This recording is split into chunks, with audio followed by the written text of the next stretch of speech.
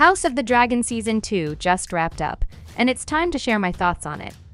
I was a huge fan of Season 1, especially given how disappointed I was with Game of Thrones, Seasons 7 and 8. Season 8, in particular, was a monumental letdown.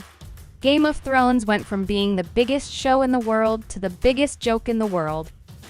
It's often compared to shows like Breaking Bad, which wrapped up perfectly and is still talked about fondly. Game of Thrones, on the other hand, is now remembered as a missed opportunity. When I went into House of the Dragon Season 1, my expectations were low. But I was pleasantly surprised by how good it was. So, naturally, I had high hopes for Season 2. Now that it's over, I can confidently say it didn't quite live up to the first season. I didn't hate it, but it felt like this whole season was just setting up for the next one. There were definitely some great moments. Episode 4, in particular, was a standout, but overall, it felt like it was just treading water. Take Demon, for example. He was one of the most interesting characters in Season 1, but in Season 2, he didn't do much of anything. He spent most of his time in Harrenhal, hallucinating and gathering an army in a kind of half-hearted way. His storyline was dull, and by the time the finale came around, it didn't feel satisfying. It's clear they're setting him up for something big in the future, but it wasn't fun watching him stumble around for an entire season. Another issue was the pacing. The show has started to suffer from the same problem as Game of Thrones Season 7, where characters can seemingly teleport across the map. In the early seasons of Game of Thrones, travel took time, which made the world feel big and real. Now, it's like everyone has unlocked fast travel. Rhaenyra and Alicent can sneak into each other's strongholds with ease, and knights can infiltrate castles without any trouble. This lack of travel time takes away from the sense of scale and danger.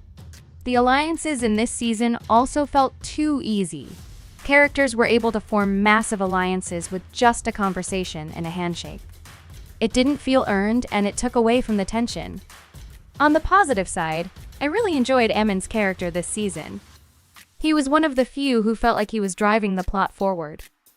His rage and desire to prove himself made him a compelling character. He was the one actively taking matters into his own hands, unlike many other characters who were just reacting to events around them. Season 1 ended with such a shocking moment, Rhaenyra's son being killed by Aemond and Vhagar, that I expected Season 2 to hit the ground running. Instead, it slowed down significantly.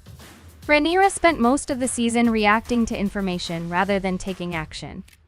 There were moments when she took charge, like when she rode her dragon to meet a mysterious dragon rider, but those moments were few and far between. The dragon scenes were a highlight for me. They added more personality to the dragons, and we got to see how they interacted with their riders. There's a particularly tense scene where a dragon incinerates someone it doesn't accept as a rider. It was exciting, but again, it felt like setup for future seasons rather than a payoff in this one eye in the end. Season 2 felt like it was all about putting the pieces in place for what's to come.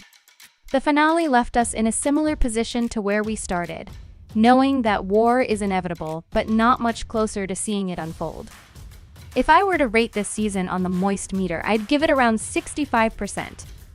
There were good moments, but it didn't live up to the high bar set by Season 1. Here's hoping Season 3 brings back the excitement and delivers on the promise of what's been set up.